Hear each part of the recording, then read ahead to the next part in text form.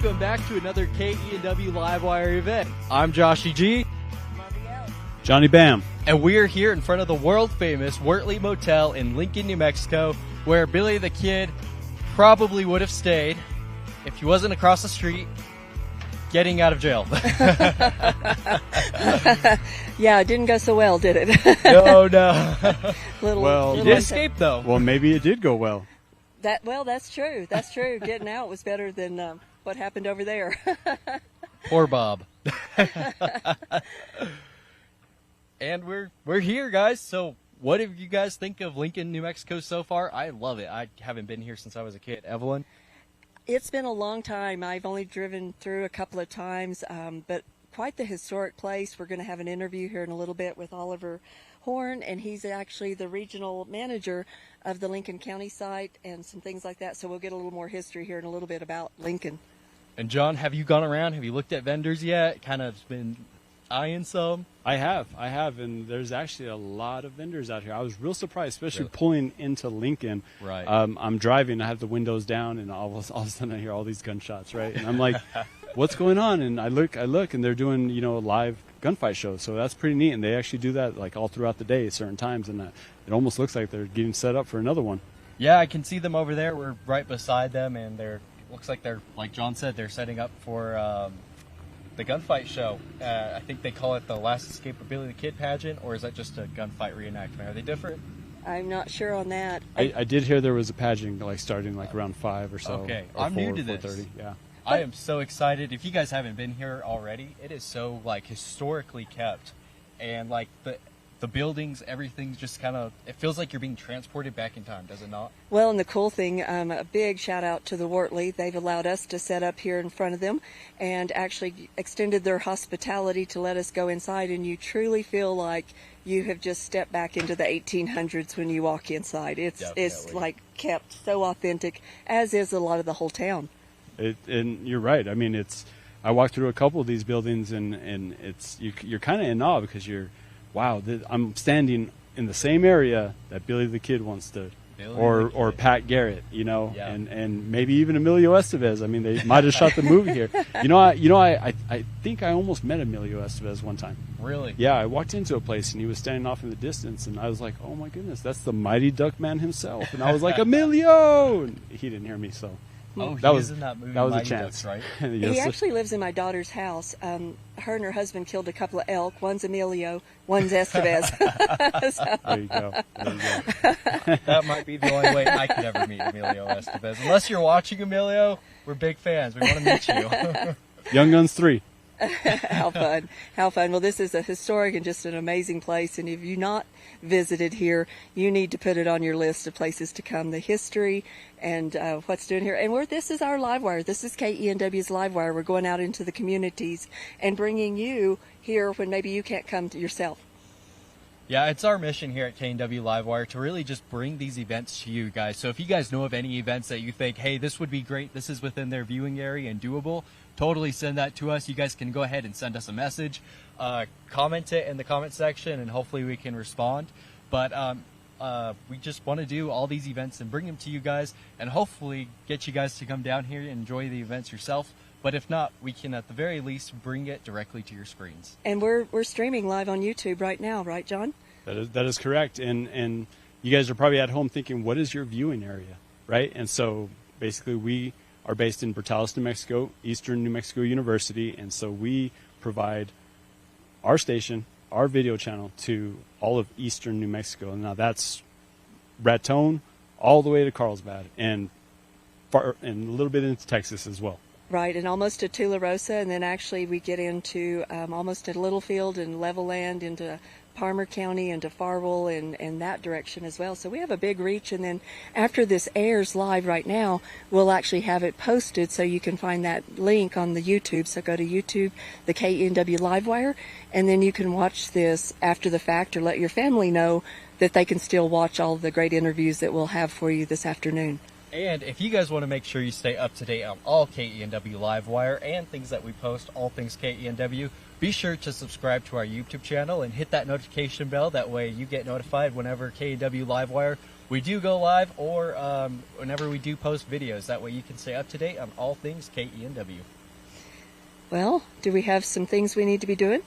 I think so. We're going to get out and about and chat with some folks here in Lincoln, and just get to know this town, get to know about this festival that's going on, right? And I hear there's going to be some live bands and gunfights and pageants, and so that sounds kind fun. of want to know a little bit about everything. And it's a beautiful day. Sun was out, but now it's a little overcast, perfect. so Very cloudy. I don't even think I need Good. these anymore. But I'm going to go ahead and take off and go out and try to find us some people to chat with. I'm going to do the same. I have some interviews that you'll find super interesting, so stay tuned to us, and I'm going to go get those set up right now. How exciting. I'm definitely excited to see those videos. I don't know about you guys, but I think do not know. Is that the sitting there and watching John and Evelyn with their interviews is going to be pretty cool. We actually have a cool video for you guys. So, Lincoln could definitely be considered the capital of Billy the Kid and his story. But just up the road is another town with a large claim as well. Fort Sumner is the home where legendary outlaw is supposedly buried to this day. But that's not all they have. Just a short drive off the historic 66 highway is a little museum that is fully Americana. Let's watch it.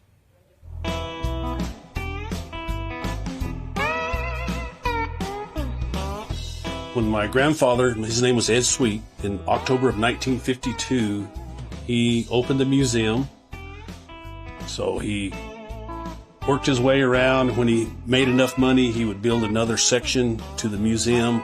And as you see when we go through, he built as he could afford to. This is the first part of the museum. This wall is kind of lined up how things happened here at Fort Sumner. With things from the fort, we have some items that belong to General E.V. Sumner. He's the guy that this town's named after. Also, we have some of the items that belong to his two boys, E.V. the Second and Samuel. They both served under him during the Civil War. E.V. the Second took over the 7th Cavalry in about 1890. We acquired these items from the Sumner family from California. This little room that we're in, which we call this the Billy the Kid room, this was the first gift shop. So that tells you how small it was when he first opened up. We have some really good historic items in this room. This is a rifle that Billy the Kid gave to a man by the name of Celadon Trujillo. Celadon Trujillo was the mail wagon driver between here and Roswell. Then we have one original reward poster for Billy the Kid. There's 27. There were 27 of them that they found. That's one of the 27. And, of course, we have a lot of firearms which have no connection with Billy the Kid or anything like that. But we're not just Billy the Kid. We're a general museum. We have a lot to look at. We got everything from covered wagon to horse-drawn hearse. We have some Native American stuff here. We have some dinosaur stuff in that section there. Just a little bit of everything.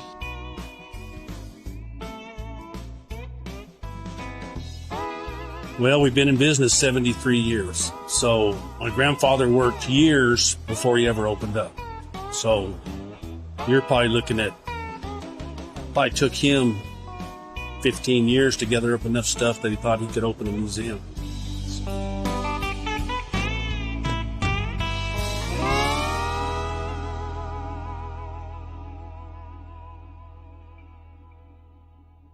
And we're back here at Lincoln, New Mexico. It is in Lincoln County, I believe. That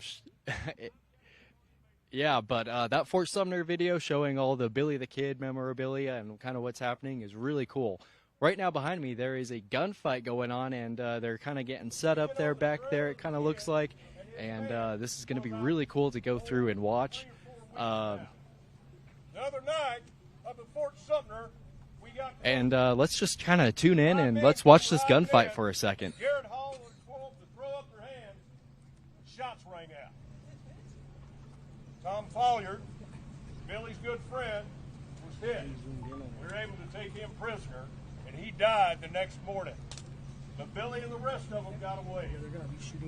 Well, with the snow and everything else, we figured they probably wouldn't go too far. We headed up to the Brazil Wilcox Ranch, and when we got there, they told us that we had just missed them. Sheriff Pat Garrett figured that they wouldn't go too far. And so Garrett and the posse headed out to a place called Stinking Springs, which was the nearest. Wow, that's really cool. We're going to kind of stand by, and this is pretty cool to watch if you guys haven't been here. We're going to kind of come back to them here in a second. But we know that every state in America has its own story that makes them unique, especially regarding how they became an actual state in this great union. New Mexico is definitely an interesting one for that. In this moment in history, Doc tells us a little bit about the statehood and one particular state we are all very fond of.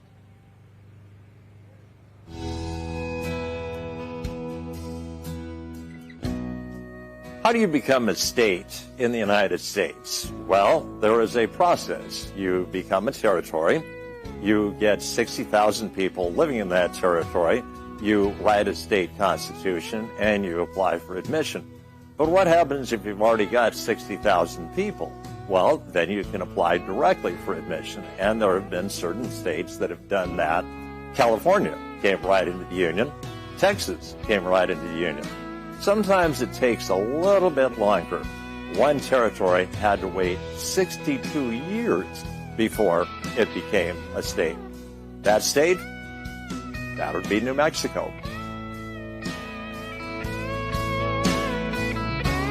Wow, Doc Elder is just a treasure trove of knowledge. Well, it sounds like they're doing some gunslingers, so let's check in and see what they're doing over there.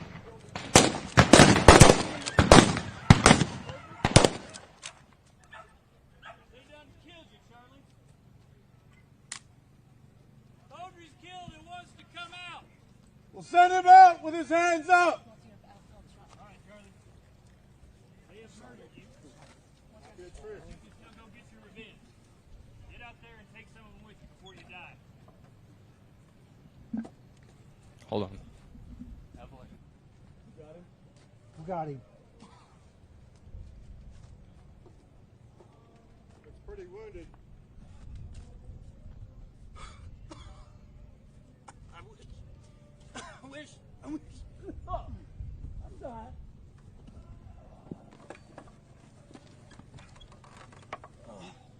Wow, it really does feel like we're living here in the Old West nowadays whenever you come down here and see that gunfight and the gunslinging. I'm sitting here watching it. You can hear it. It sounds like it's real gunfire. It is just really cool to watch, and it just really feels like you're stepping back in time. And that is just something that... Oh, let's go back. It sounds like they're going back. Let's go see what they're doing.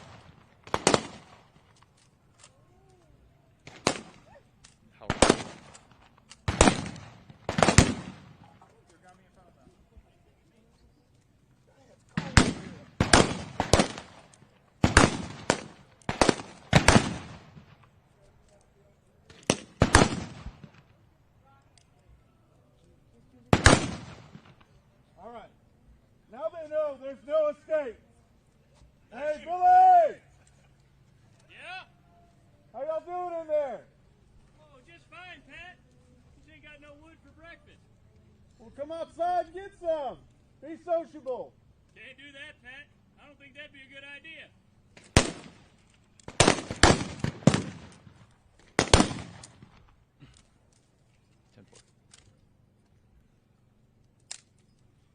Live in Lincoln, New Mexico. I don't know if you all heard that, but this is happening live here in Lincoln, New Mexico right now. And if you guys haven't, be sure to come out into the old Lincoln days. It's happening this weekend. It's happening today. Definitely be sure to come out and support and sit here, and y'all can tune in, and you guys can really just step back in this moment in history and watch all of this unfold. It is something.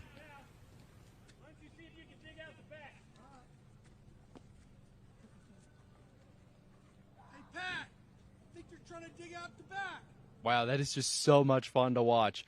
And we have a very interesting interview if you guys want to stay tuned. And without further ado, let's jump over to Evelyn's interview right now. And Evelyn, to you. And I'm here with a great guest who's going to give us a lot of information. I'm going to let you introduce yourself. Hey, my name's Oliver Horn. I'm the regional manager with New Mexico Historic Sites. And tell me exactly what that is. Well, I oversee the two sites here in Lincoln County, which is the town of Lincoln and Fort Stanton Historic Site. And tell me what this is going on. What is the Lincoln? New Mexico, it dates back to the early 1940s, and, it's this decentralized event where the community and historic sites comes together and puts on a 2-day festival celebrating the history of here in Lincoln, which was the epicenter of the Lincoln County War, and the community today. Well, and the cool thing, I've been here since about noon, and there's the gunfight just happened that was really great, and then there's also food trucks and all the old historic buildings, and then of course crafts and things like that as well. Yeah, hopefully there's enough activities that for everyone with different interests to engage and enjoy. And this goes, what is the timeline? So this goes until what time today, and then when does it start again tomorrow? So basically it goes from 9 until 5 on my end. Well, I take that back. It goes from 9 to 5. The historic site is open. We've got vendors across town. We've got lectures. We've got gunfights. We've got educators. We've got Adobe making workshops. And that goes on throughout the day. And then starting in the evening, in just a couple minutes, we're going to be airing or screening Young Guns in the courthouse. So you can come and watch the movie where it actually took place. And then after that, the pageant is going to be hosting their events. They've got a great musician performing from 7 until 8. And then they're going to be putting on the Billy the Kid pageant at 8:30. I just feel so lucky to be here. What an amazing place. And you gave me some information earlier about this town has basically not been touched. Yeah, so this town is amazing. It is, as I mentioned, this was the epicenter of the Lincoln County War. This is where Billy the Kid and the regulators were, fighting back in the 1870s and 1880s. It's also the most intact territorial town left in the state of New Mexico, and it's got the highest number of territorial revival buildings left in the state. So this place has changed very little since the 19th century, and it kind of maintains the unique culture and history of here in Lincoln County, plus plus the fact that this is an architectural, jewel of New Mexico. Well, and the cool fact, obviously this town is known for Billy the Kid and Pat Garrett is what we all think about. But you said there's all kinds of stories and folklore of not really knowing, is Billy the Kid buried in Fort Sumner or is he somewhere else? But the event that happened here, tell us about that when Billy was arrested, right? And he was in the top of the courthouse. Yeah, so he was held prisoner in the second story of the courthouse. He asked to use the privy out back, and someone had stored a gun in the outhouse. He grabbed it, shot one of the deputies. Another deputy ran across the street. He was shot as well. And then, eventually Billy the Kid made his way on top of the front porch of the courthouse, and basically gave all the townspeople came out at that point, and he gave this impassioned speech to the community, basically letting everyone know that he didn't want to hurt anyone else, and that asked for someone to cut his irons and bring him a horse. They did. He came down into the street here. They got on the horse. It reared up. And he fell over, and everyone laughed. He was laughing, and he got back on the horse and hightailed it out, and that was his last escape. That's funny. He literally got back on the horse. That makes me laugh. Yeah. And so there's also the movie Young Guns, which is based on the Billy the Kid story. Was part of it shot here in Lincoln?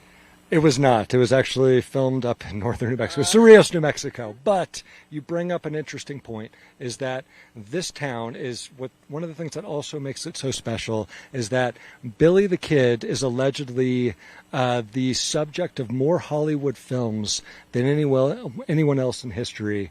And as a result of it, this town here has been shown in countless movies. It's the setting of countless books. And so, even though we're in a very rural place that, for many people known as the Regulators, one of his ranch hands was Billy the Kid, and this area broke out into violence. And the high point of that conflict occurred in the summer of 1878, where both factions laid siege to each other here in Lincoln. And that became known as the 5-day battle. And essentially the Tunstall McSween faction, which Billy the Kid and the Regulators were part of, were winning that until the troops at Fort Stanton intervened, swung the tide of the battle, ultimately it led to Alexander McSween's death, and Billy the Kid and the surviving Regulators fled the area. What a history. And that's just the brief 3 or 4 minute fun fact, or, little bio real quick, the Cliff Notes. Yeah, and actually I want to plug one thing, is that one of the things that's so special about this town is, the state's and the community's commitment to historic preservation.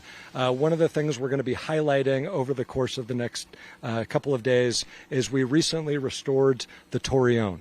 And the Torreon was, it's the oldest structure here in Lincoln. It might be the oldest standing structure in southern New Mexico, and it's a defensive tower. It's one of the last defensive towers standing in New Mexico. There used to be hundreds of them. It was the focal point of the 5-day battle. Both factions were fighting over control of it, and that's what led to, the intervention. Before that, it was townspeople would flee into it when they were attacked by Mescalero raiders. They fled into it during the Civil War when there was a battle here between Mescalero warriors and Confederate troops. They fled into it and sought shelter during the Horrell War, which took place in the 1870s. And again, this building was crucial to the 5-day battle in 1878. We just remudded it and restored it. We put 8 tons of dirt on it. And it looks amazing. We sourced the dirt from here in Lincoln, so it's basically the exact match, and what we suspect is the same color and same material that was used by the community in the 19th century. So I'd like to think if Billy the Kid walked up today and saw the Torreon, he would recognize it. So we appreciate all the work you've done and all the history you've given us today. Just as we wrap up, real quick, tell me where you actually live.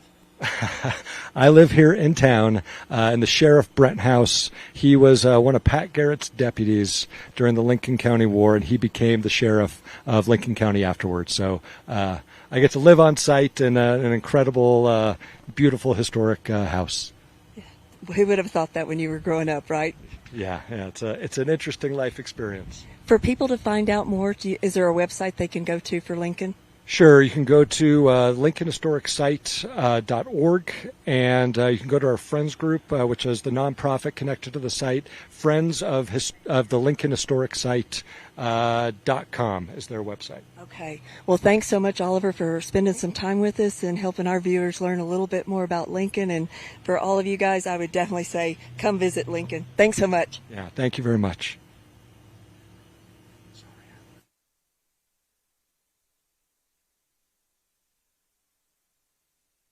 What a great interview. That kind of just brought things to life, sitting there watching him talk about Billy the Kid and where he stood, and I'm sitting here just looking exactly where Billy the Kid stood, and it really is like you're stepping back in time. And like he said, if Billy the Kid were here, I think he'd recognize the town still. So when you guys are here, it just feels like you're stepping back in time. And we are here live right now in Lincoln, New Mexico. So if you guys haven't, we are here kicking off the event. So you guys make sure if you can come down here, it's definitely worth I would say it's worth a see.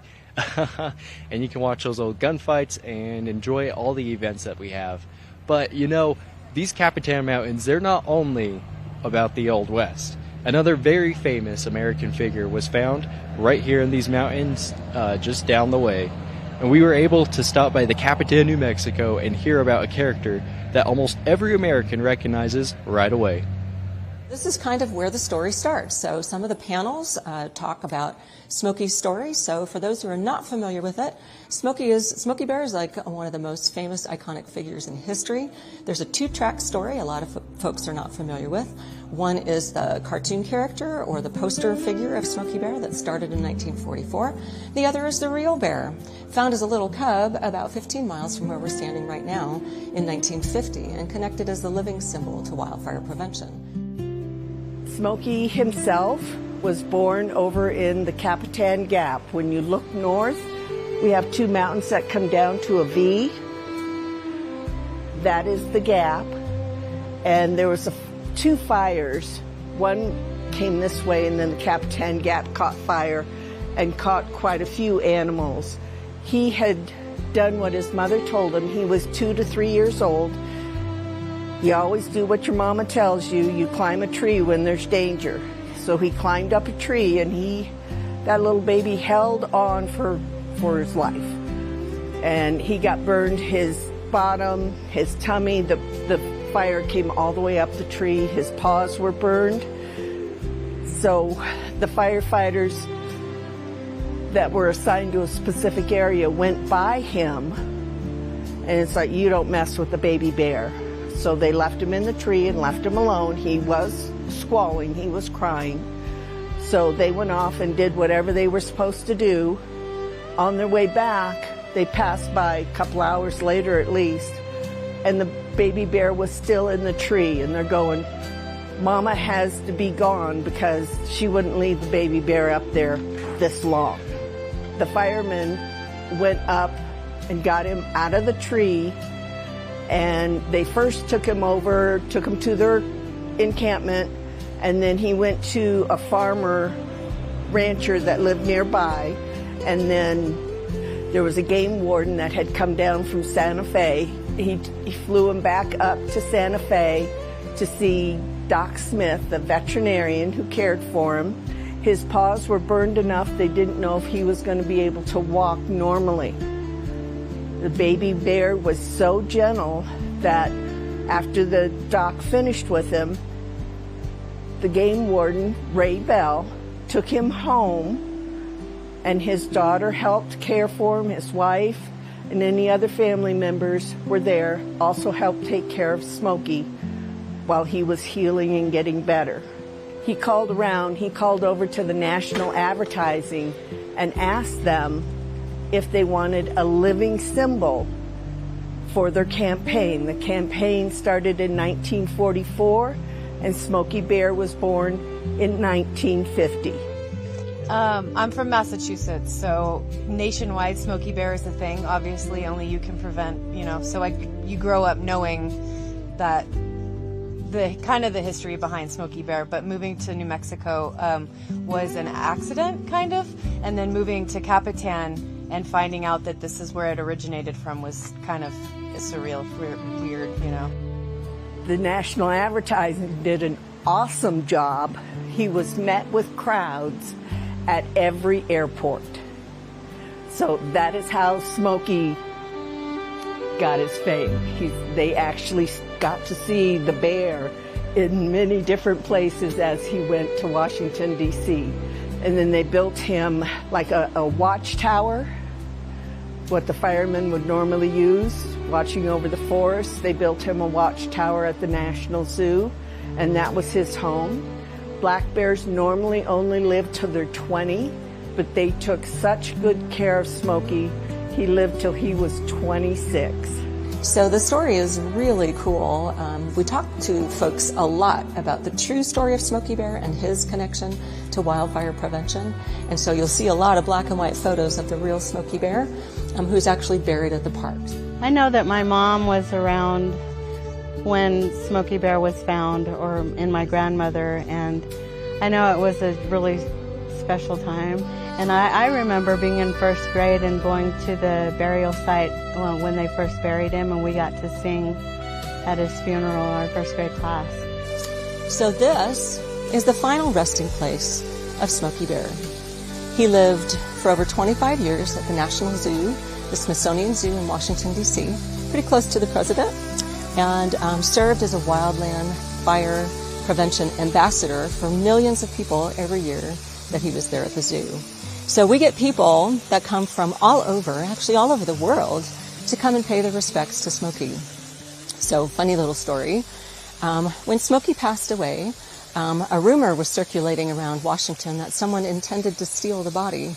So instead of quietly and slowly bringing Smokey back to New Mexico, it all of a sudden ramped up in urgency. And so the people who were responsible for bringing him back definitely had a sense to get him laid to rest very quickly so that there was no mischief. And there wasn't. But he was flown into the Albuquerque airport. We've actually met people who were there at the story all along the way, which is fascinating, and escorted across the desert of New Mexico and interred at 3 o'clock in the morning here, right behind this little rock right here.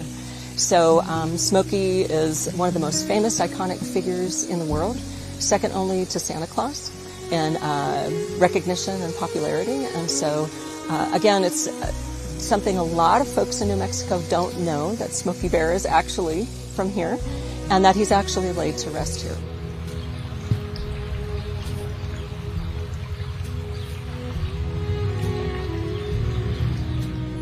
So the log cabin is the original museum. It's now a gift shop that's run by the village. And it was, my understanding is, it was made from logs that were harvested off the Lincoln National Forest from the fire where Smokey was found.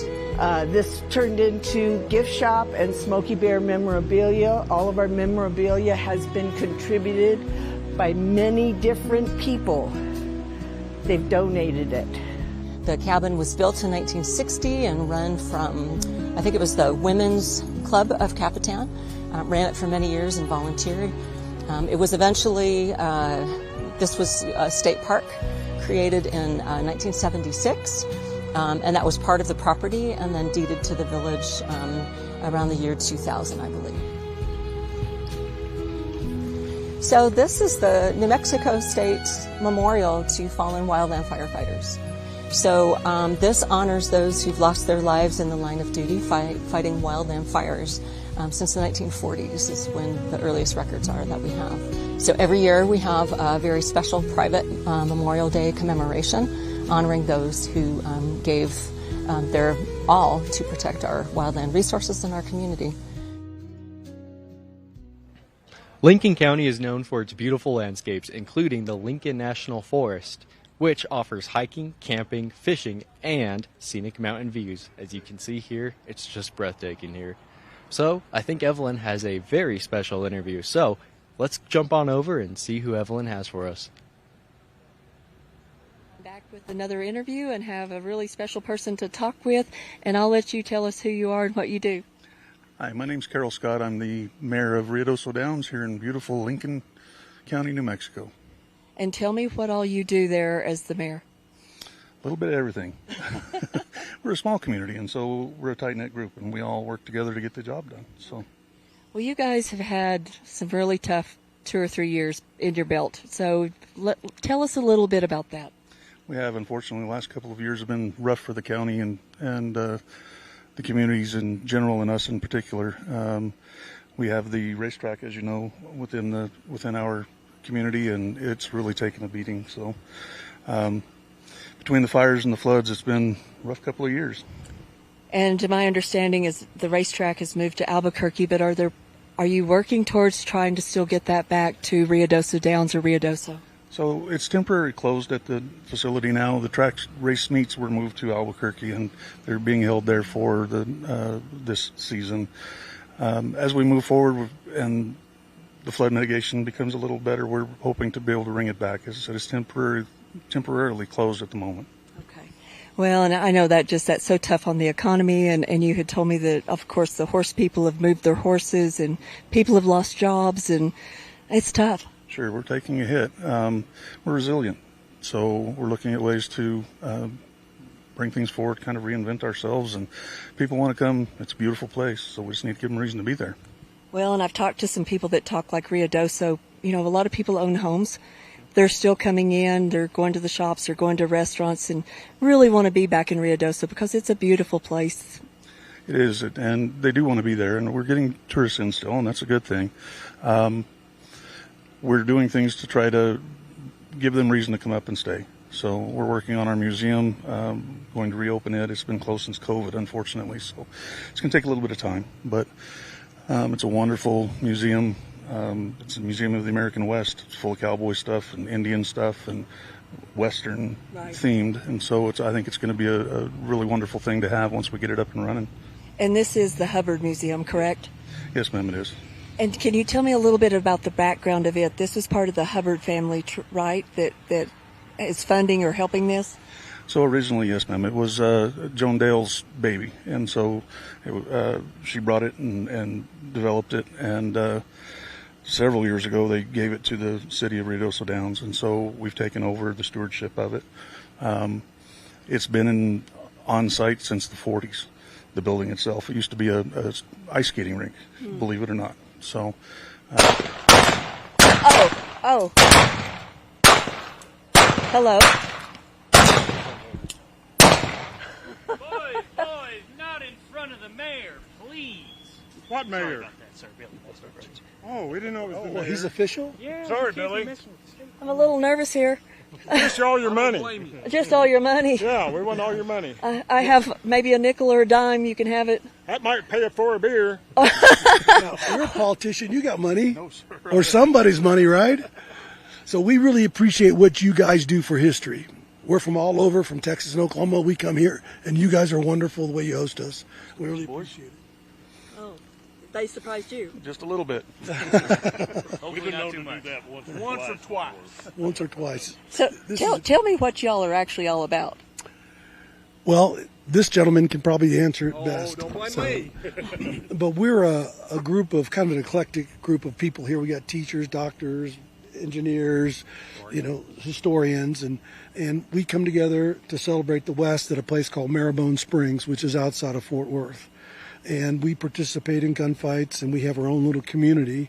And we've been coming out here since 2007. And to make a long story short, one of our partners was dying of brain cancer. He always dreamed about coming here to do a gunfight, so we brought him. We performed, and he passed away a year later. And so we've been coming back every year. Yeah. Quite a few years. And having a good time every time. Y'all are quite very hospitable to us and take good care of us, and we appreciate it. Thank y'all for everything y'all do. Cheers. Thank you very much. Well, one question. So if you're going to shoot us, who's the doctor that's going to bring us back to life? Where? Don't blame me for that one. And you're doing events tomorrow, gunfights and things as well. 12:30, 3 and 5. Say it again. 12:30, 3 and 5. Well, it's well worth watching. We really enjoyed that. Is there a site that people can go to find out more information about you guys? Social media or something? Probably under a place called mbstexas.com.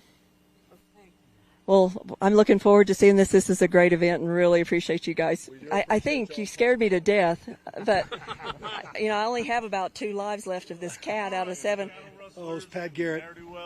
Pat Garrett. Sheriff of Lincoln County. Good to meet you. You're always spoiling our You guys get. All right, let's go. Come on. You always get the. Thank you all very much. Pleasure to meet you, man. Well, thank you for your assistance. Still didn't get any money. Well, catch me later. The check's in the mail, dude. Okay.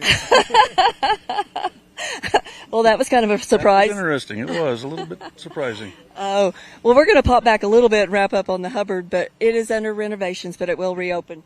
Yes, ma'am. We're making forward momentum, and we'll get it going when we can get it going. Okay. And you have a website and things that people can read on updates, or tell me about that.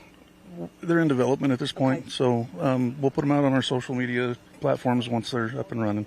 Well, just know our thoughts and prayers are with you. We, the whole city, the whole town, Ruidoso Downs, Ruidoso, and you guys do such a nice job with what you do, and we just wish you the very best. Well, thank you very much. It's a beautiful place. Come visit us. Yeah, keep coming up here and spending money and helping these guys. This economy really needs it. So don't stop coming up. It's still a beautiful place, and the towns are open.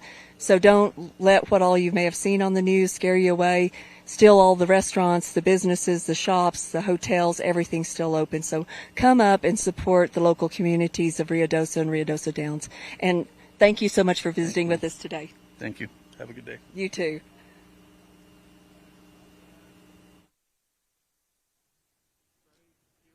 Wow, that was definitely fun, and I was not expecting that either, Evelyn. I almost ducked. I'm kind of around Albuquerque. I was ready to hit the floor. It is like stepping into the Wild West, but boy, was that fun to watch. We all know that Lincoln County was created, or I don't know if we all know, I didn't know this, but Lincoln County was created in 1869 and was once one of the largest counties in the United States before it was divided into smaller counties. Fun fact there for you guys. And we all know and love the Stars and Stripes. And Doc Elder is going to tell us a little more about those Stars and Stripes in this moment in history.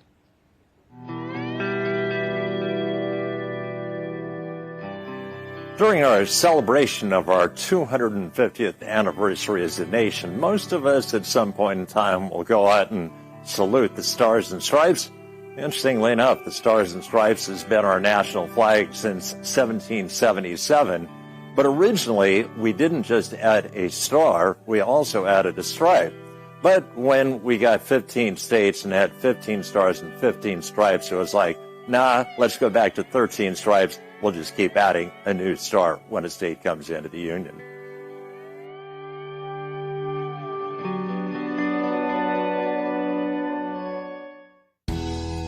So cool. Doc Elder he's literally a treasure trove of knowledge. If you guys ever have the chance to take a history class with him there at the campus of Eastern New Mexico University in Portales, I 10 out of 10 would recommend taking Doc Elder, because he's one of those people, when he talks, when he teaches, history just comes to life. And I think we all know a professor or someone like that can make history come to life, like the man that Evelyn just interviewed, who kind of did that same exact thing.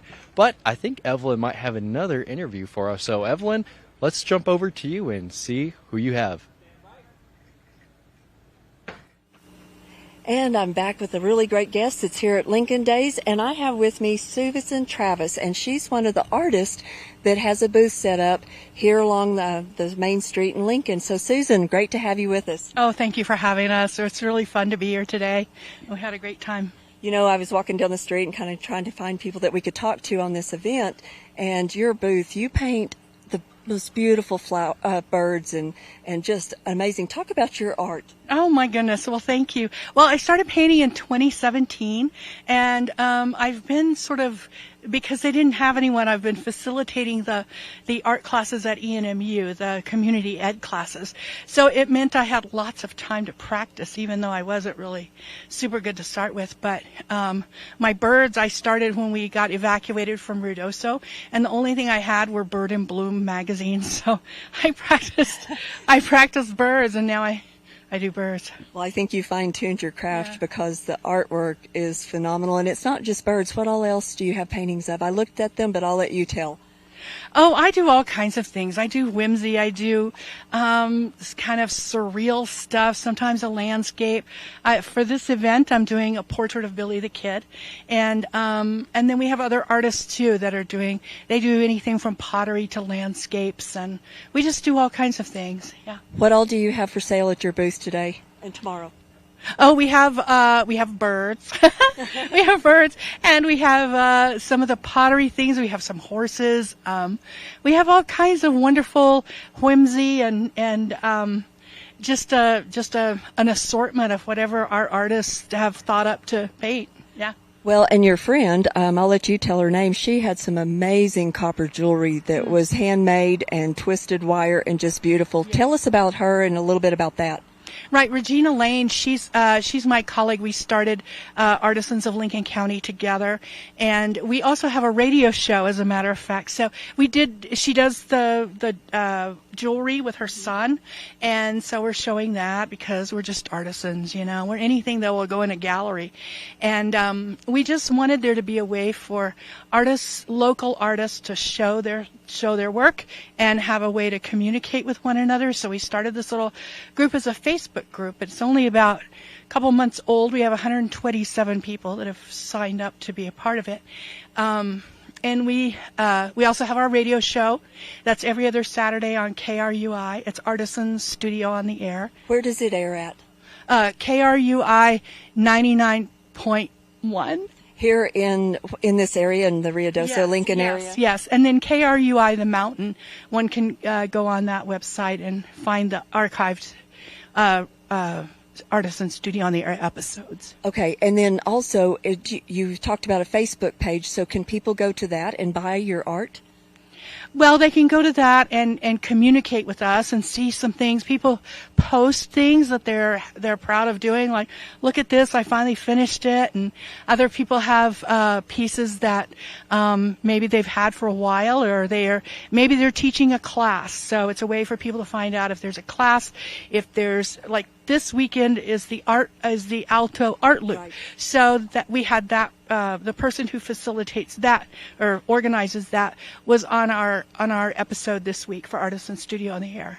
Well, I have definitely came out lighter in the pocketbook when I come visit this part of the world, because I love the art and just have such an appreciation for the gift that all of you have. Tell me that Facebook page. Oh, well, it's just Artisans of Lincoln County, and it's a group. So it's just a Facebook group, Artisans of Lincoln County. Well, great. And that's a way people can communicate and find out, like, that you were going to be here. And you'll be back tomorrow? We'll be back tomorrow and Sunday, and we'll have, we might have some more artists. We'll probably swap out some of our paintings from today that we had and hang some different things. And we're going to try to stay cooler. Well, we're from the heat. We've been having 102 and 3, so this has been a treat. Yeah. Tell me about your little guy real quick. This is little Oliver, who fell in the paint today and has a little blue head on his top of his hair. I think he really needs to go home with me. I'll sell him to you. He's $1.5 million. Well, the guy's just the gunfighter's just got all my money, so we'll have to save up. So maybe not. Yeah. Well, Susan, thanks so much for coming by. Oh, sure. Yeah. Wish you lots of luck and lots of sales, and thank you for all you do. Oh, sure. Thank you so much for having us. Thank you. Yeah.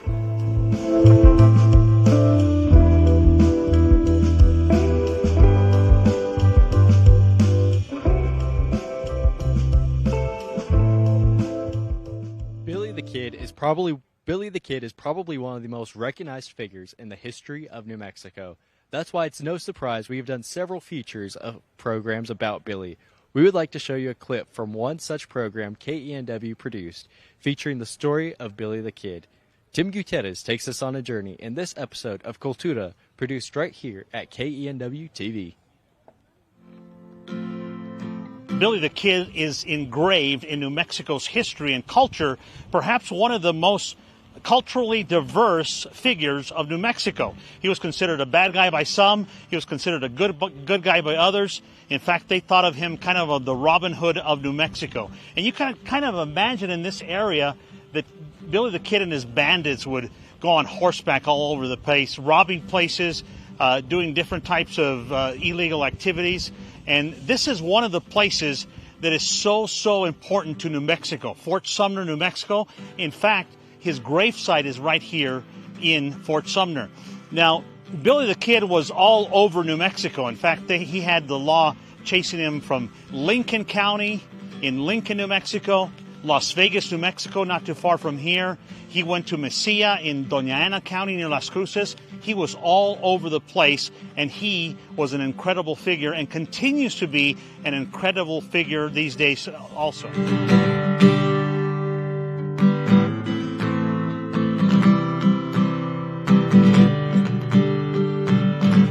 He could just as well have been killed in Lincoln or Las Vegas or Mesilla. Why Fort Sumner? Well, it's from what I understand, Garrett started paying for information, trying to figure out where Billy the Kid was staying. And he actually started getting some information because he was paying for it.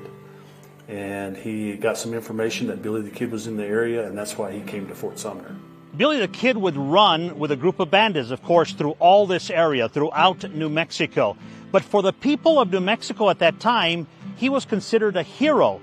He was kind of fighting tyranny and the corruption of the government at that time. So even though he was considered a bandit, for the people around here, he was actually a hero. And that's the reason that he was so tough to catch, because they would hide him in their homes. They would throw off some of the posses that were after him. He was a true New Mexican.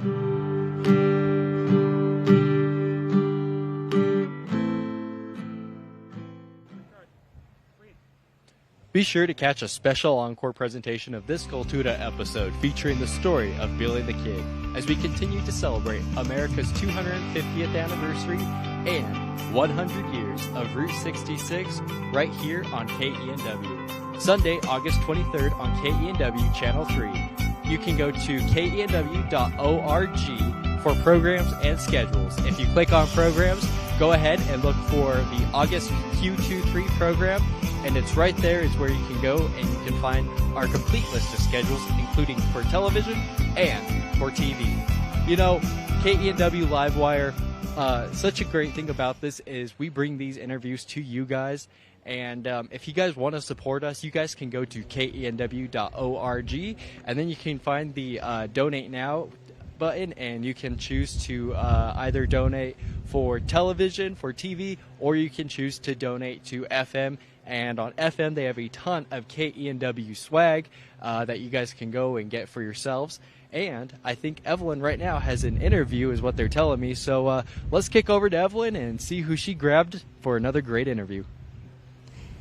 I came up with a really interesting character today. I was walking through the streets here at Old Lincoln during the Lincoln Days and was in one of the breweries to get one of the owners to talk with me here a little later.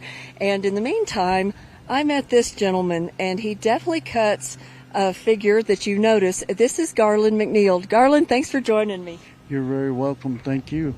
Tell me what in the world you're doing dressed up like this. Well, I love the Old West. I love to keep the history alive. That's what I like about it.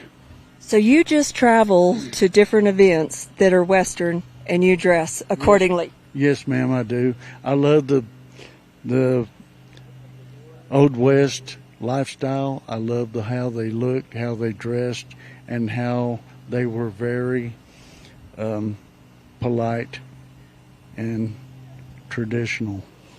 Tell me about this outfit that you have on.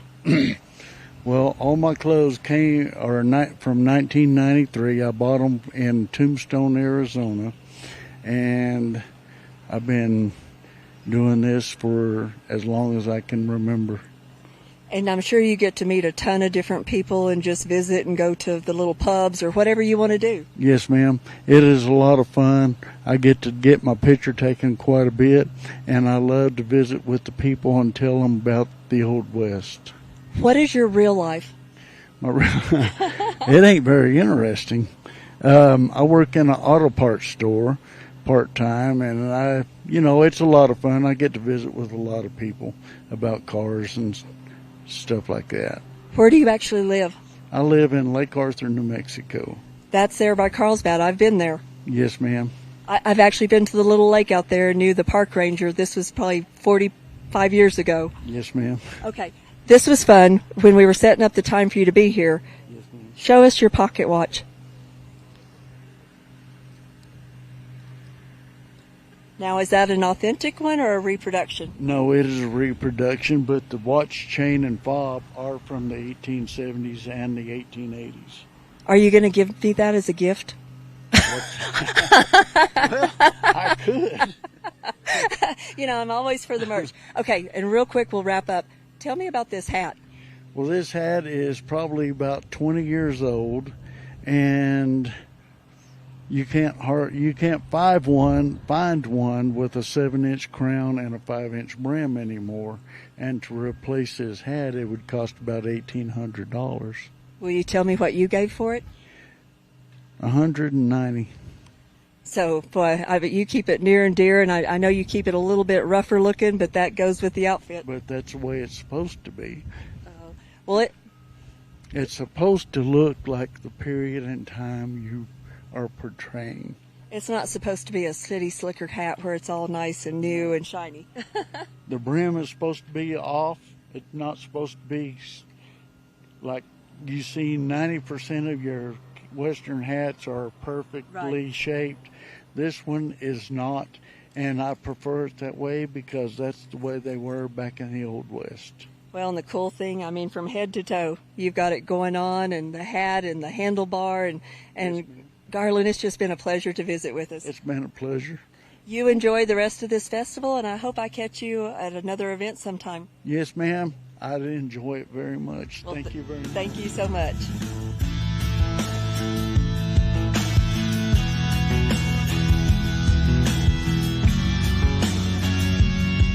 That is a cool pocket watch. I don't know about you guys. Do you guys have pocket watches? I don't, but after seeing that one, I think I might try to go over there and get a better peek at that pocket watch. But I think I need a pocket watch after this. We know that Americans have been known for over the years for many great things, obviously. Babe Ruth, hello. But in this moment in history, Doc Elder's going to tell us about a few select words from one of our lesser-known founding fathers, but one whose words still resonate.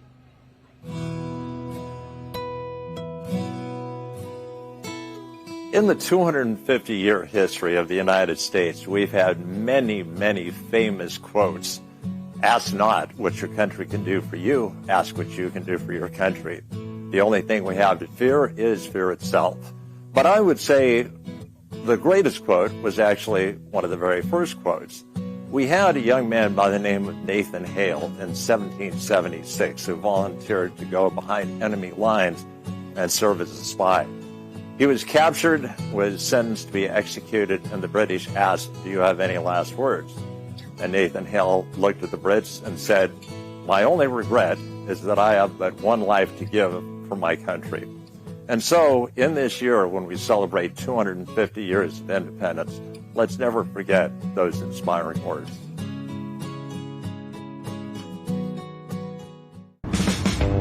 Wow, I just kind of feel proud to be an American after watching that package. I don't know about you guys. Let me know in the comment section what one of your guys' favorite quotes is. Am I allowed to quote Emilio Estevez? I think. We're in the old Lincoln days. I'm allowed to quote Emilio Estevez. Make you famous. Oh, but yeah, I kind of felt that heartfelt one, and thank you, Doc, for that. But I am hearing word that Johnny Bam has an interview lined up, so let's run over there and see what Johnny has for us.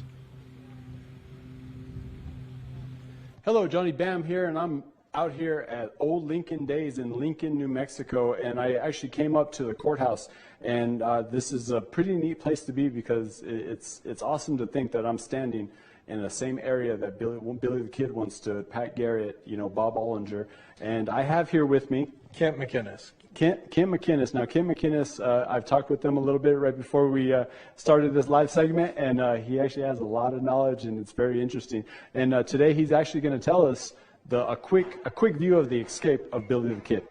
Yeah, it's, by the way, McInnes is Ulster Scotch. So, yeah, you got a little bit of Irish that was here back then. Murphy, Dolan, they're all Irish. Fritz. So. Tunstall, is Tunstall an Irish? Tunstall was Englishman. English. Okay. Yeah, so you can see where the little friction was anyway. Yeah. But basically, what you've asked me to do is kind of visit with you a little bit about what took place on this escape.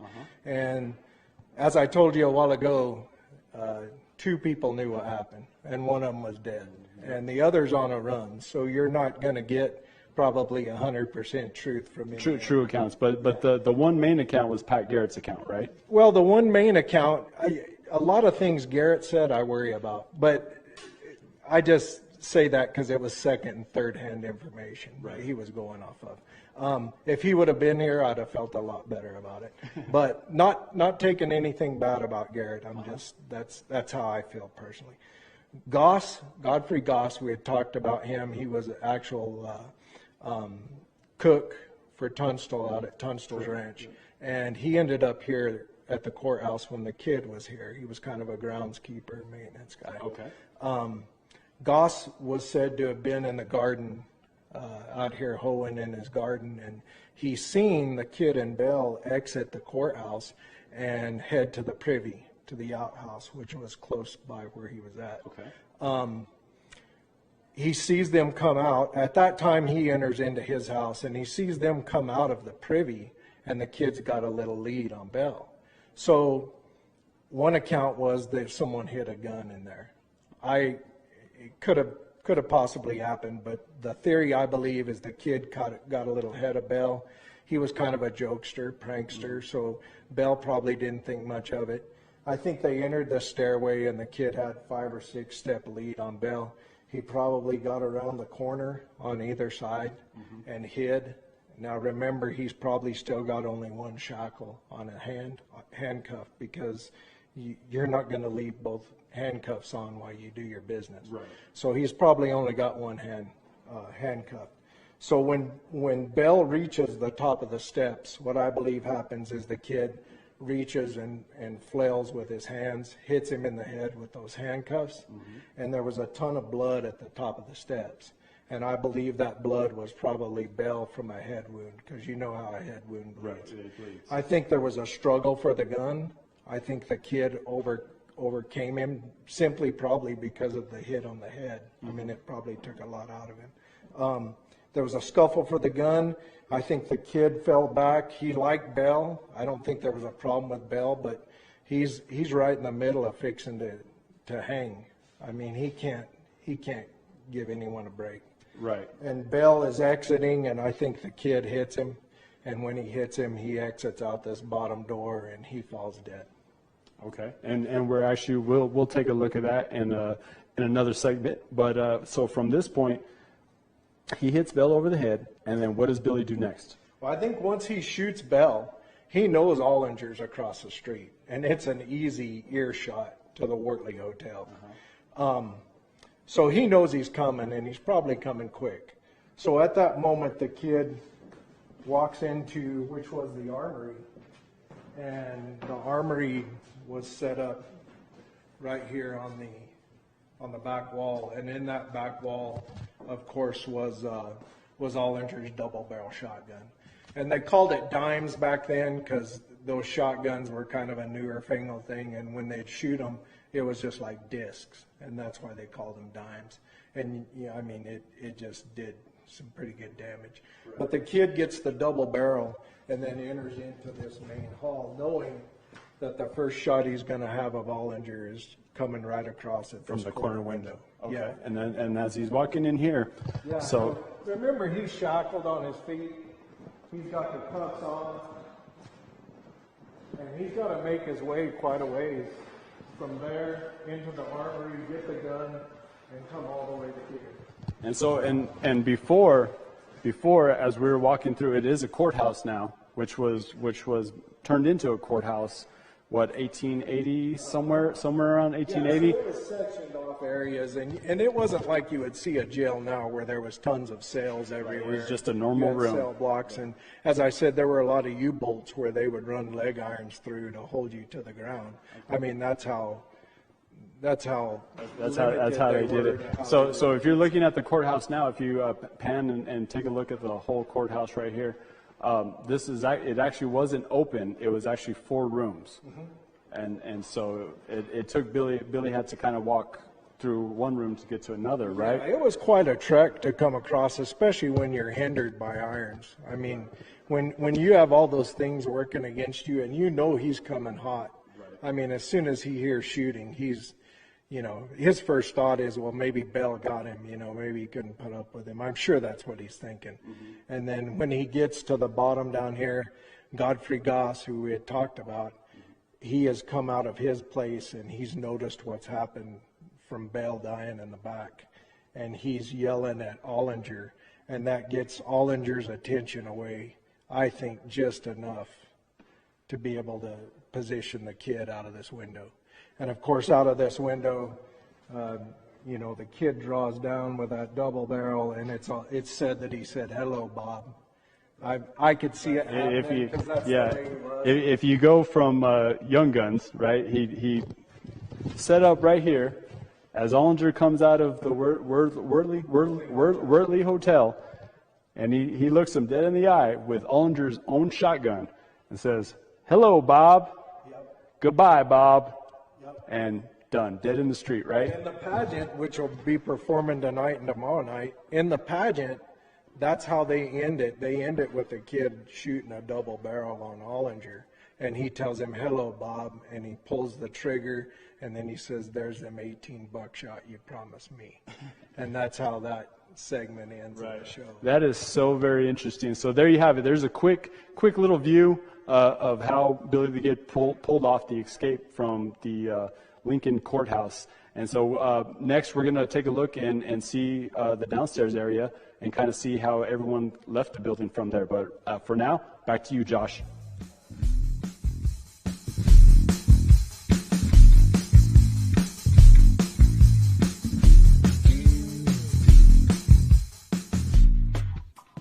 Thanks, John. Definitely appreciate that. That was such a cool interview.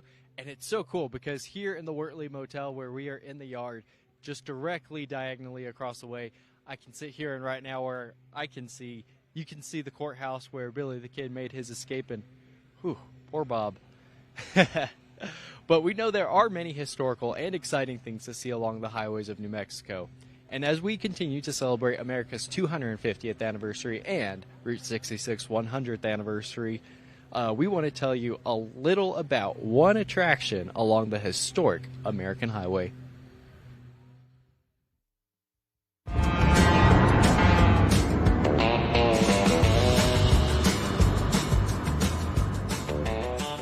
Route 66's style is iconic, with its vintage 1950s vibe and Americana culture covering 8 states. One of the best places around that expresses that is the Route 66 Auto Museum in Santa Rosa, New Mexico.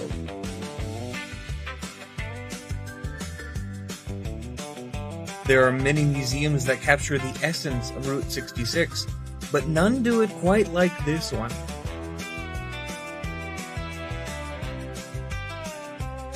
Once you walk into the building and see the checkered floor, you are transported back in time to the glory days of the Mother Road. With vintage signs covering the walls, a small recreation of a diner from the 50s, and a collection of over 30 retro cars that have been restored into pristine condition, walking through this museum is a great way to learn about the history of Route 66 and the cars that drove on it.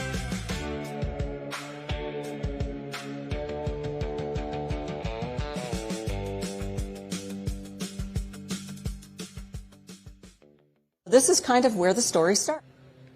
Wow, what a great package that was put together by our student here at KENW, Drake Long, and he puts many of those videos together, and he's one of our producers for News 3 New Mexico, which is our student-ran newscast. And Drake, truly, he's one of our talented students. We are full of talented students, and that's one of the great things about KENW. And if you guys want to donate and support our cause, you can go to knw.org and click the Donate Now button. You can choose to donate to TV or FM. We both have students, and we just teach them start to finish what it's like in the real world, work in production. And we have all the students behind the camera, so shout out to all of them.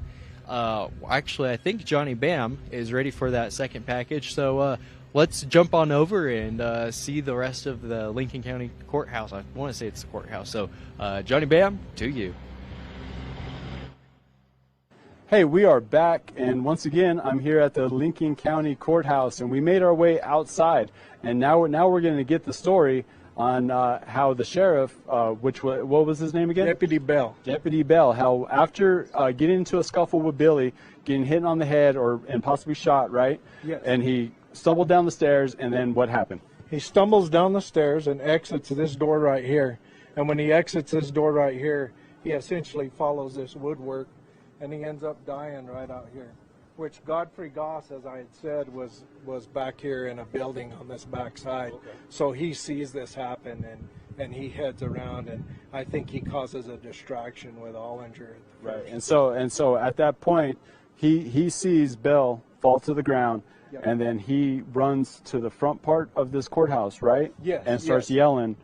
Yeah, he runs probably to the corner here and starts yelling frantic enough, that it's going to get a little attention grabbed or something there. Right. Remember, we had just covered where the kid had to cross quite a ways to get to that corner window, which was his best access. So he needed a little bit of time, so there might be a little conspiracy going on there. Could be. You never know. Okay, only two people know. So at this point, we have Sheriff Bell's where he fell down right here. Right. And then the second sheriff, which was Bob. Hello, Bob. And he actually was in the front part of the courthouse, correct? Right. All right, so let's go ahead and take a walk up there. You can see this right here. People's left coins and quarters and all sorts of stuff on Bell's grave. It's got a date on it right there. Oh, that is really neat. Now, Bell was he wounded, or did he actually? No, he fell dead right there. He fell dead. So okay. he fell dead to his gunshot. Okay. But he did make it, all the way out. All the way out. Okay. But I think the kid knew good enough that he had got a good enough shot on him that he wasn't going to make it too far. Right. And I think he turned his whole mindset to Hollinger then. Okay. Okay. And so now we're coming around the other side of the courthouse, and this is actually where Billy the Kid shot Sheriff Ollinger from this top window. If you can see, just right up here. That's the famous window. That's the famous window. Yep. And so this is where he shot Deputy Ollinger. Ollinger, and he fell dead right here in this spot right here. Yes, right here is or very close to that area. So do you think the shot was that close, or was it kind of a little farther away? Oh no, I think it was that close. He waited till he got right. Well, I there. don't think he waited. I think that's about probably the time he got to that corner. Wow. I think it turned Okay. out just right. I don't think he waited on him. I think he just happened to hit that window, and Ollinger happened to be right there, and there it was. Yep. Well, there you have it. There's how Billy the Kid escaped the Lincoln County Courthouse. Now, there's probably more to the story on how he actually left the courthouse and probably jumped on a horse, which possibly could have been owned by Pat Garrett. Could have been Garrett's, could have been Bobby Bird's. I mean, who knows? I mean, it's hard to tell what happened after that. So there's a lot more to the story, and so if you're very curious and interested, swing on out to Lincoln. You actually get to walk through this whole place. You get to walk through many other buildings here, and I do appreciate you spending some time with us. Problem. It was awesome. I enjoy the history, and so hey, we're gonna go ahead and send it right on back to Josh. Josh, back to you.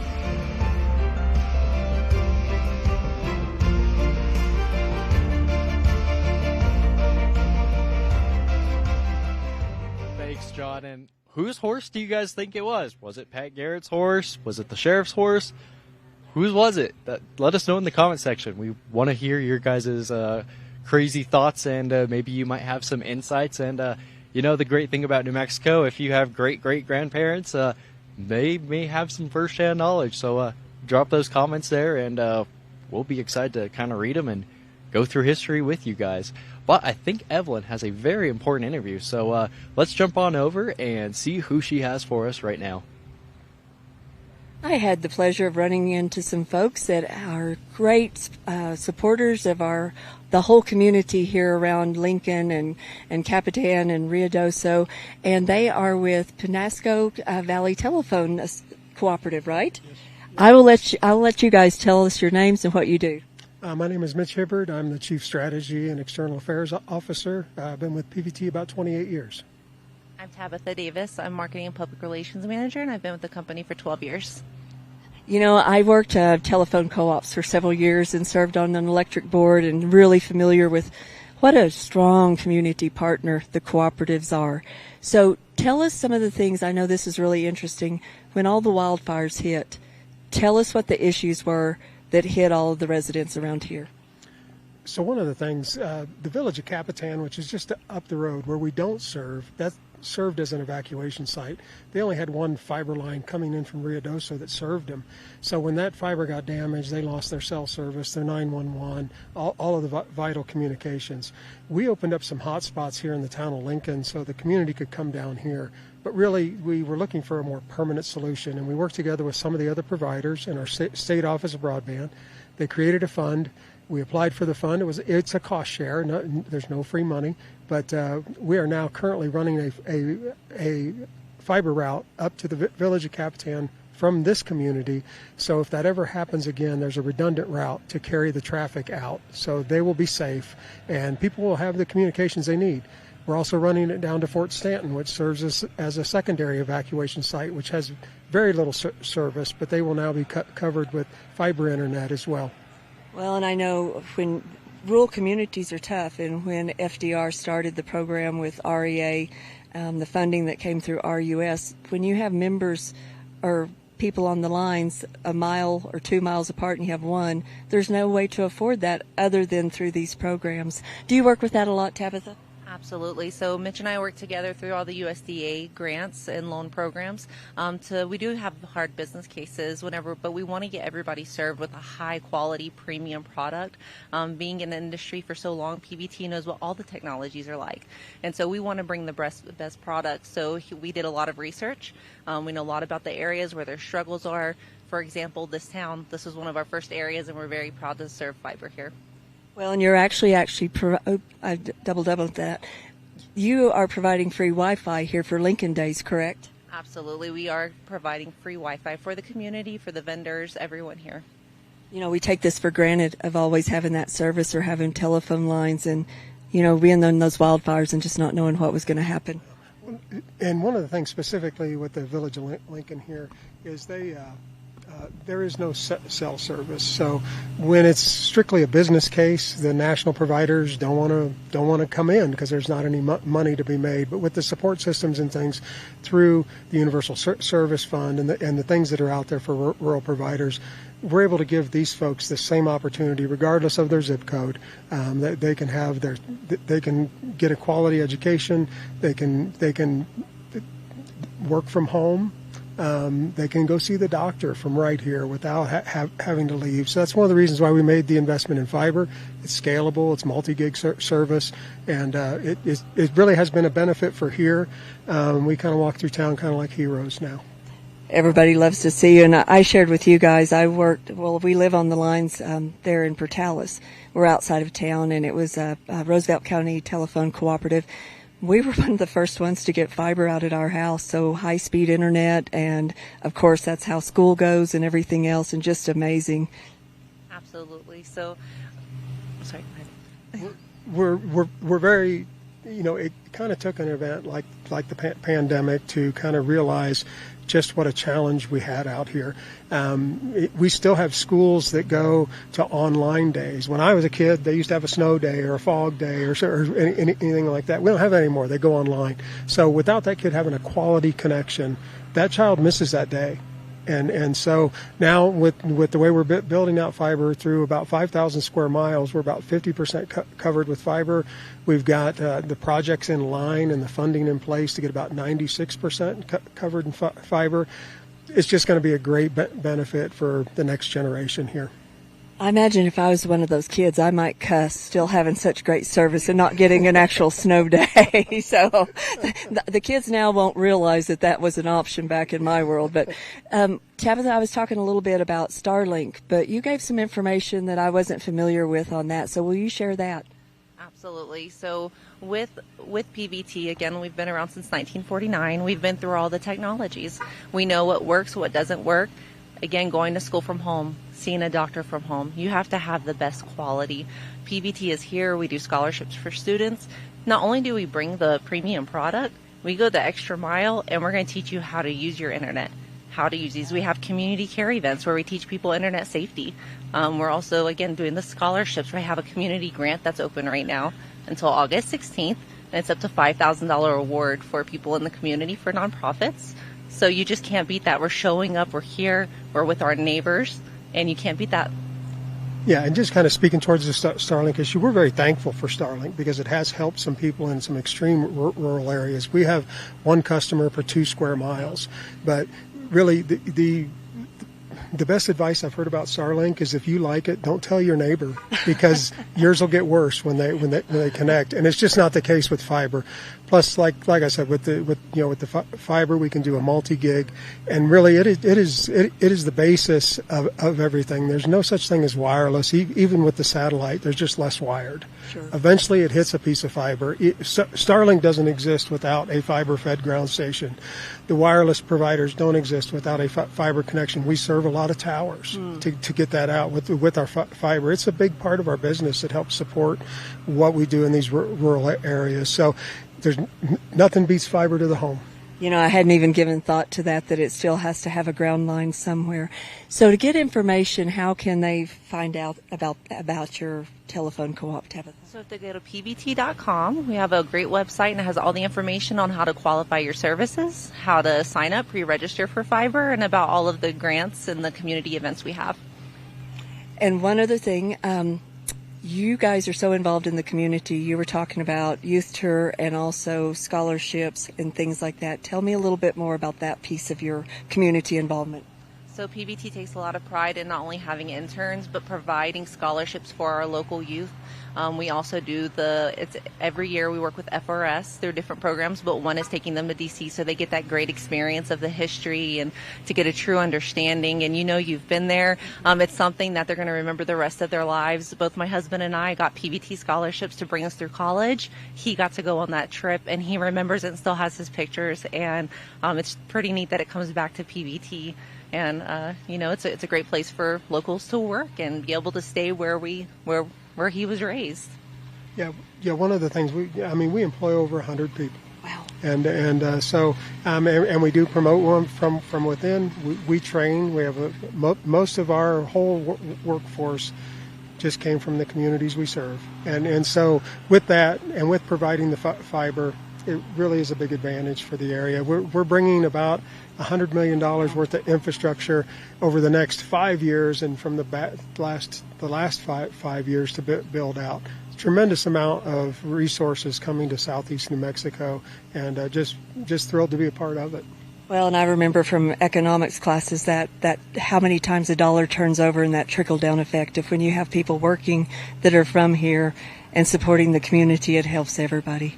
Yeah, and with our local help, they know the folks, and it's just such an advantage when they troubleshoot, somebody shows up, and we have some other providers, even Starlink. You're your own technician, and so I tried it at my house just to get the experience, and you have to wait on parts, and you have to wait on that. It's hard to keep that doctor's appointment. It's hard to go to school, and it's hard to go to work when you're waiting on a cable. Well, and I understand that from our television station. It's nice to always have that over the air and not calling into a company and being on hold and talking to someone that you can't understand. And so thank y'all for being such huge community sponsors and all of your hard work and what you do for all the people in this part of the world. Thank you. Thank you very much. We appreciate being here. Thank you. Thanks so much for joining us. It's been a pleasure. You know, that's what KENW is all about, is we're bringing you guys live events and like this old Lincoln Days, and we're bringing you great interviews that are in the community and really just showing you guys what all the community has to offer, and just highlighting local voices is really what we're all about. And if you guys would like to support us, you can go to KENW.org, click on the Donate Now page, and you can choose there to donate to either television or FM. Either way, it's all going to KENW, and there you can also get some cool KENW merch. Women have gained many rights and freedoms in 250 years. Let me repeat that, y'all. My brain just went whack. So, women have gained many rights and freedoms in the 250-year history of this nation. I said it right. The 19th Amendment is one important part of that history, but some women secured those rights before this amendment was passed. Doc will tell us more about that in this moment in history.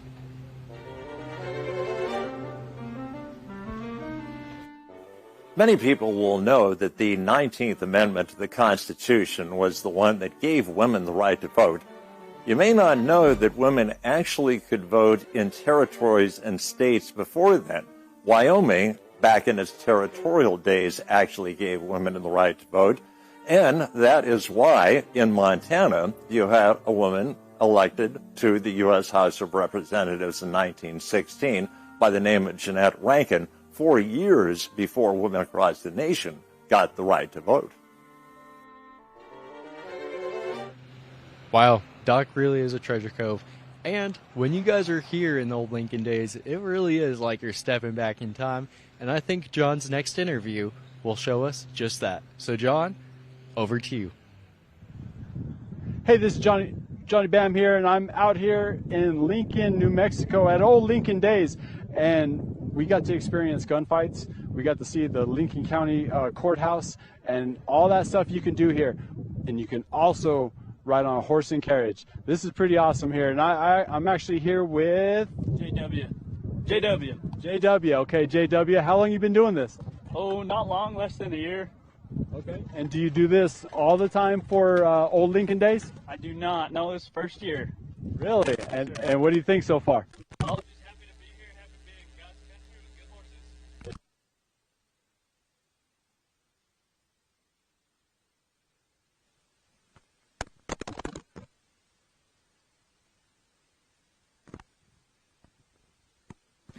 Wow, we're having a little bit of technical difficulties, guys. I don't know what happened. We might be able to get him back, so definitely let's kind of stay tuned.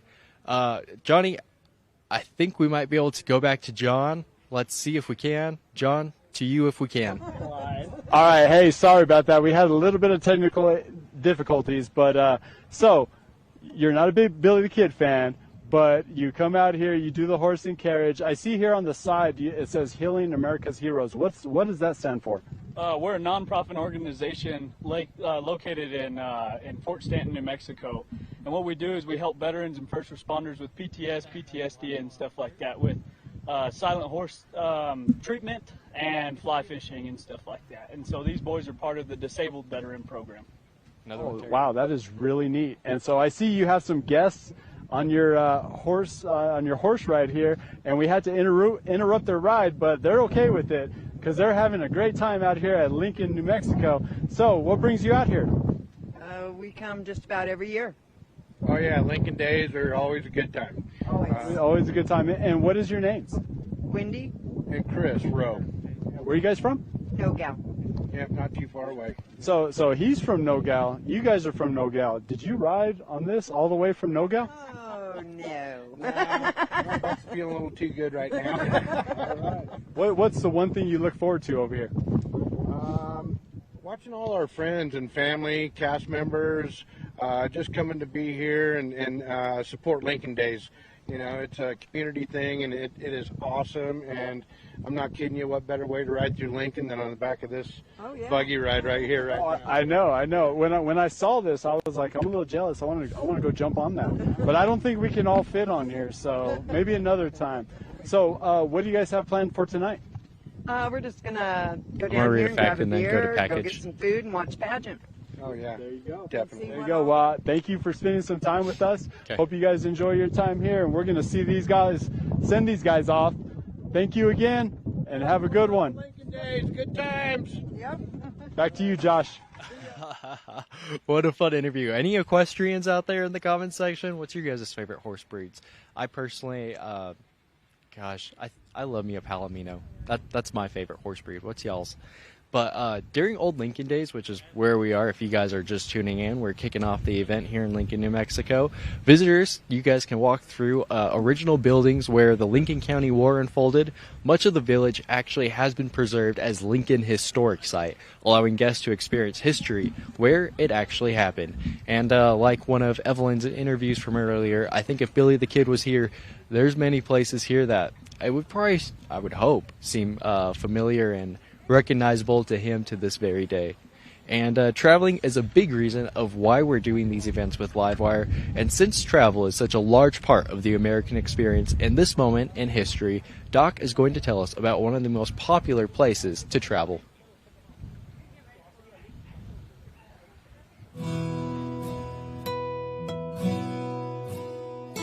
Americans like to travel. We go on vacations all the time, and one of the things that Americans like to do is they like to go see national parks or national monuments.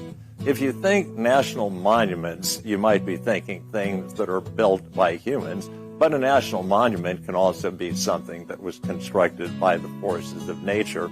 Most popular destination in terms of national parks, that would be Yellowstone.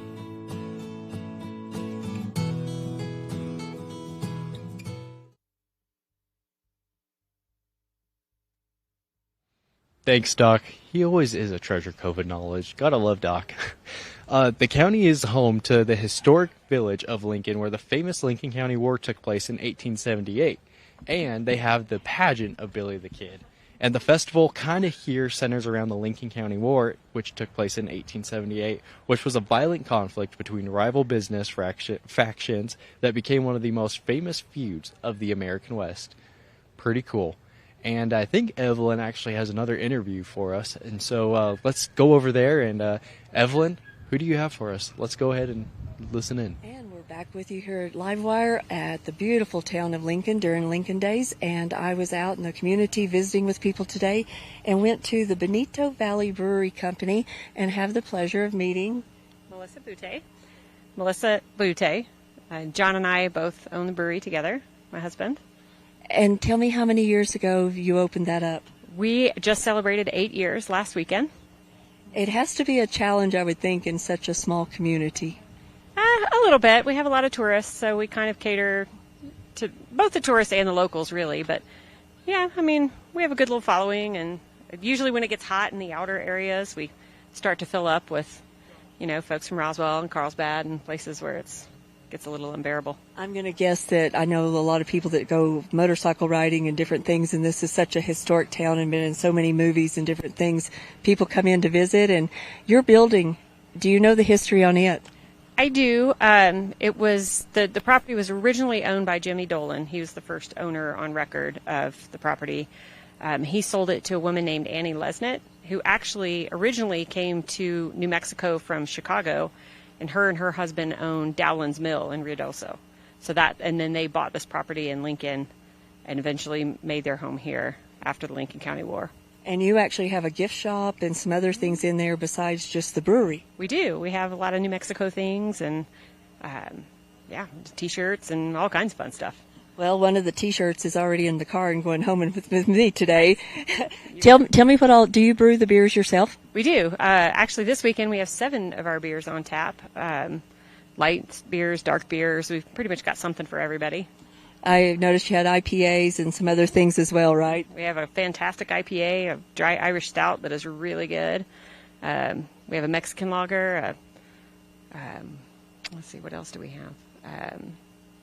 Our Lincoln lager, which is a little darker than a Mexican lager. And 2 different wheats. We have a regulator wheat, which is just a regular, German-style wheat beer, and then we have a prickly pear, which we're just kind of trying out this weekend, see how it goes. Do you do flights so people can sample the different ones? Oh, sure. And we always offer, if you just want to try a little taste of something before you commit to a whole pint, you're always welcome to do that. How did you get started learning the brewing? My husband did a few just home brews in the garage with a friend, and turns out when you have really hard water, that makes really good beer. And so it just kind of went from there. And we just started in the garage and then eventually bought the building, and there it is. And there you are.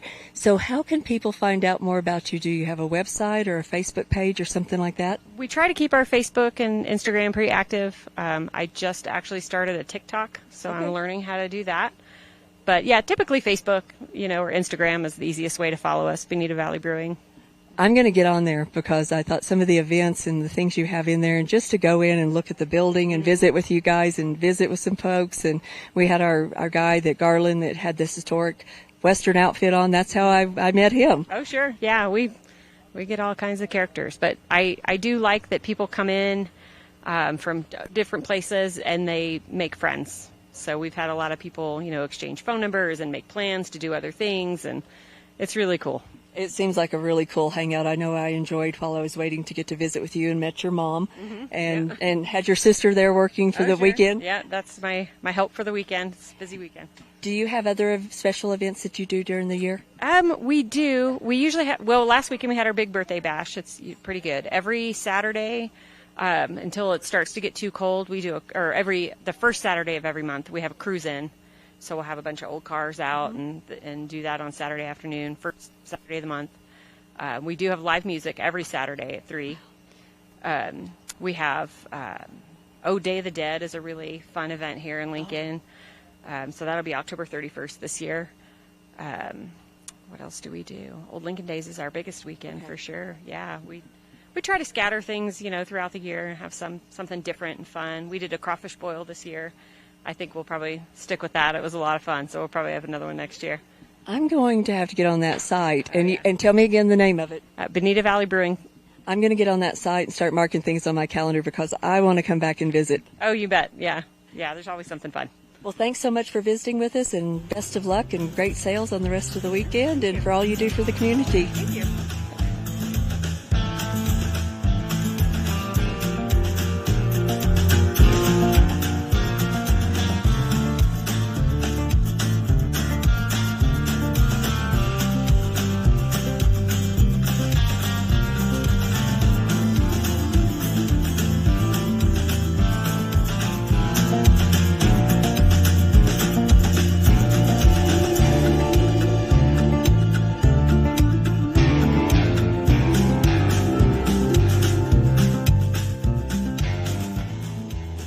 Gotta love old Lincoln days, guys. This has been so much fun kicking off the event. Evelyn, did you enjoy the event? Oh, I loved it. I learned so much, and this place is absolutely beautiful. I'm marking things on my calendar to come back for this little town. Oh, definitely. John, how about you? How did you enjoy this? There is so much history here. There's so much history here, and I got to learn. I knew a little bit, but I got to learn a lot more. And then just visiting with all the nice folks, it was really neat. Evelyn, I heard you got held up by gunpoint, right? I did. A whole batch of gunslingers came and just took charge, and luckily Pat Garrett came and rescued me.